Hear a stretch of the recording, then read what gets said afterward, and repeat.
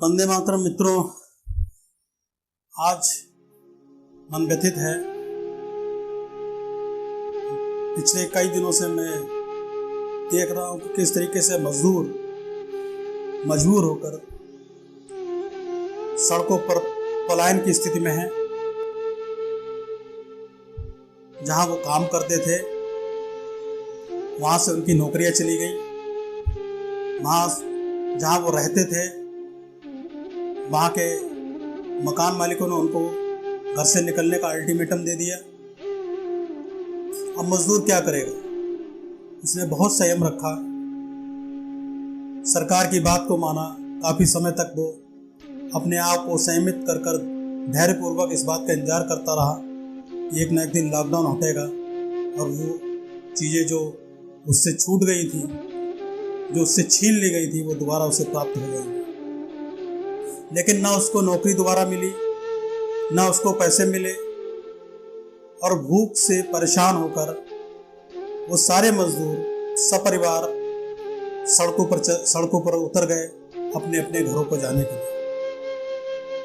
जबकि उनको ये पता था कि जहाँ से वो चल रहे हैं वो यात्रा इतनी आसान नहीं थी।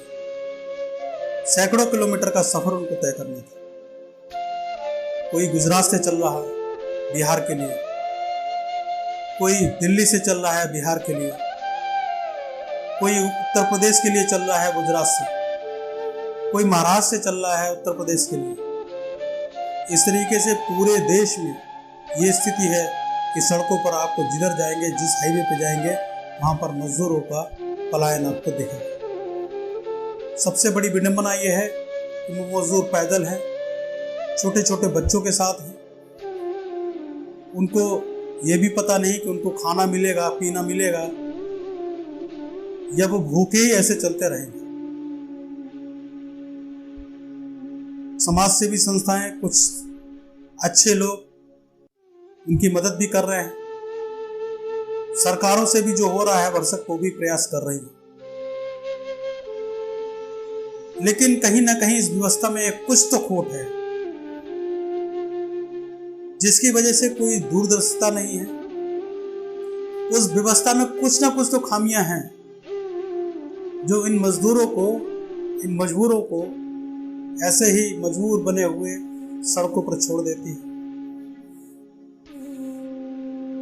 वो नेता कहाँ गए जो इन्हीं मजदूरों को बसों में भर भर कर अपनी रैलियों में ले जाते थे,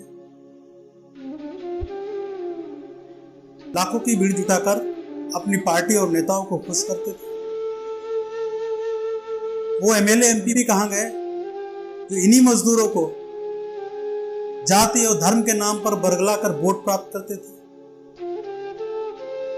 क्या इनको एक वोट बैंक समझा है, या इस राजनीतिक व्यवस्था ने केवल इनको एक कीड़े मकोड़े समझ लिया है कि वो सड़कों पे चल रहे हैं? अगर उनको कोई ट्रक रौंद के चला जाए तो जैसे कीड़े मकोड़े मर जाते हैं, उसकी कोई उनको परवाह नहीं। मैं किसी को दोष नहीं दे रहा, शायद ये दोष उन मजदूरों का ही है जिन्हें ईश्वर ने ऐसा भाग्य लेकर पैदा किया, ऐसी मजबूरी लेकर पैदा की। मैं अपील करता हूं, मैं प्रार्थना करता हूं उन संवेदनशील लोगों से, इन मजदूरों की आप लोग सहायता करें। जिस तरीके से मैंने देखे हैं, कई वीडियो है, कई मैंने प्रत्यक्ष भी देखा है, कई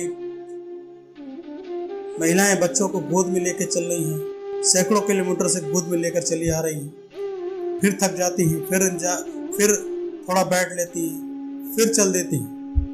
पैरों पे मोटे मोटे छाले पड़ चुके हैं। बहुत ही दयनीय स्थिति है। किसको दोष दूं? इस व्यवस्था को दोष दूं, इन सरकारों को दोष दूं, समाज को दोष दूं, या मैं उस ईश्वर को दोष दूं जो इन पर तरस नहीं कर रहा, जो इन पर दया नहीं कर रहा? और जब से ये सुना है कि 24 मजदूर जो सड़क दुर्घटना में मारे गए औरैया में, और मन व्यथित हो गया।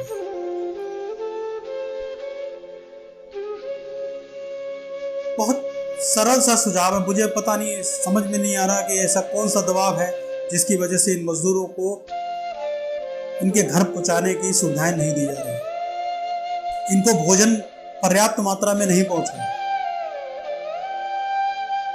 क्या कारण है इसका?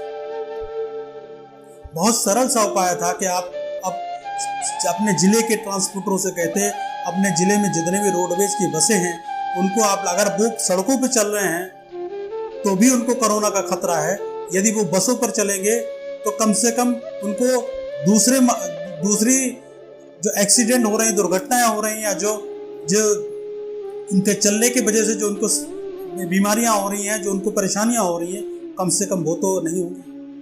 आप एक जिले से दूसरे जिले के माध्यम से कड़ियां बांधते चले जाएं, एक जिले की बसें और ट्रक दूसरे जिले के बॉर्डर तक पहुंचाएंगे, दूसरे जिले के बॉर्डर वाले फिर अगले बॉर्डर तक, अगले जिले के बॉर्डर तक, ऐसे करते करते इनका जहां गंतव्य है, स्थल है, वहां तक क्या नहीं पहुंचाया जा सकता? इतने ट्रांसपोर्टर्स हैं हमारे देश में, इतने ट्रक अभी खाली खड़े होंगे, इतनी रोडवेज की बसें खाली खड़ी होंगी, इतनी ट्रेनें आप चला सकते हैं, लेकिन आपने इसको केवल ऐसा लग रहा है जैसे आपने इस व्यवस्था को, ईश्वर की व्यवस्था को ऐसे ही छोड़ दिया है कि ये असहाय जैसे जा रहे हैं उनको जाने दीजिए, जैसे मर रहे हैं उनको मरने दीजिए। थोड़ा सा सरकारें संवेदनशील हो जाए, थोड़ा सा वो नेता जो इनके वोट मांगने के लिए इनके घरों के चक्कर लगाते हैं, हाथ पर हाथ जोड़ते हैं इनके वोट लेने के लिए, काश वो संवेदनशील हो जाए तो निश्चित मानिए कि इनकी मदद हो सकती है। समाज के बहुत से लोग काम कर रहे हैं, मैं ये नहीं कहता कि इनकी मदद नहीं हो रही है। बहुत से समाज सेवी संगठन हैं, बहुत से समाज सेवा के जुड़े लोग हैं, बहुत अच्छे लोग हैं, बड़े निस्वार्थ भाव से सेवा कर रहे हैं, लेकिन फिर भी और प्रयासों की जरूरत है, क्योंकि व्यवस्था सरकार के हाथ में होती है, और जब तक इस व्यवस्था को सही रूप से, सुचारू रूप से इम्प्लीमेंटेशन नहीं किया जाएगा इसका, तब तक ऐसे दृश्य आपके सामने आते रहेंगे। यदि मेरी बात उन मजदूरों तक पहुंचे तो मैं उनसे कहना चाहता हूँ, जब आप लौट के जाएं गांव में तो कोशिश करिएगा, हमारे प्रधानमंत्री ने आपको आत्मनिर्भर बनने की बात कही। मुझे पता है कि केवल मजदूर और किसान ही आत्मनिर्भर बन सकता है,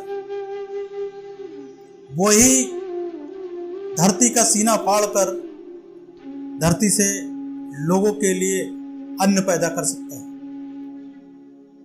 वही धरती का सीना चीरकर लोगों के लिए जल निकाल सकता है, वही सड़कें बना सकता है, वही बड़ी बड़ी इमारतें बना सकता है, वही बड़े बड़े मॉल बना सकता है। तो अगर वो चीजों को बना सकता है, अगर वो क्रिएशन कर सकता है, अगर वो निर्माण कर सकता है, तो निश्चित मानिए अगर वो अपनी सेवा आ जाए तो आपकी व्यवस्थाओं को विध्वंस कर सकता है। मजदूरों से सिर्फ इतना कहता जाओ, आप आत्मनिर्भर ही बनिए। इन बड़ी बड़ी फैक्ट्रियों को चलाने वालों को आप करोड़पति अरबपति मत बनिए, आप आत्मनिर्भर बनिए। और कृपया करके एक और आपसे प्रार्थना है कि आप वाकई में मजदूर बनिए, जाति और धर्म में बटे हुए वोट बैंक मत बनिए।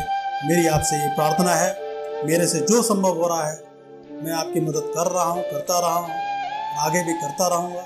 मेरी छोटी सी जो भी शक्ति है, जो भी मेरी सामर्थ्य है, उससे मैं हमेशा आपके साथ लगा रहा हूँ। और ये चाहता हूँ, ईश्वर से प्रार्थना कर रहा हूँ, दिन रात प्रार्थना कर रहा हूँ, भगवान आपके इन कष्टों को जल्दी से हरे, आप अपने घर पहुँचे, सुरक्षित पहुँचे और फिर से अपनी जीविका को नए सिरे से अपनी जीविका को जिए, अपने बच्चों का भविष्य अच्छा बनाएं।